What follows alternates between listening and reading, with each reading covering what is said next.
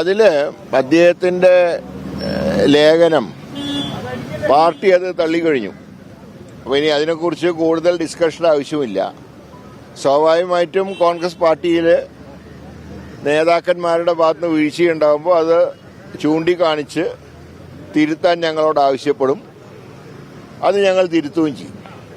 ഇപ്പോൾ തരൂരിൻ്റെ ലേഖനം പാർട്ടി അംഗീകരിക്കുന്നില്ല, ആ കാര്യം വളരെ വ്യക്തമാക്കിയിട്ടുണ്ട്. അതുകൊണ്ട് തന്നെ ഇനി ആ ലേഖനം സംബന്ധിച്ച വിവാദങ്ങൾ ഒരു അടഞ്ഞ അധ്യായമായിട്ട് കണക്കാക്കും. പക്ഷേ സംസ്ഥാനത്ത് പാർട്ടി ശക്തമായ രീതിയിൽ തരൂരിനെതിരെ രംഗത്ത് വരുമ്പോൾ AICC നേതൃത്വം ഈ വിഷയത്തിൽ തരൂരിനെ അനുനയിപ്പിച്ച് മുന്നോട്ട് കൊണ്ടുപോകും. അല്ല, ഇവിടെ ആരെയും മാറ്റി നിർത്തില്ല. എല്ലാവർക്കും തെറ്റ് സംഭവിക്കാം. ഞാൻ ഉൾപ്പെടെ സംഭവിച്ചിട്ടുണ്ട്. ഞങ്ങളെ പാർട്ടി തിരുത്തിയിട്ടുമുണ്ട്.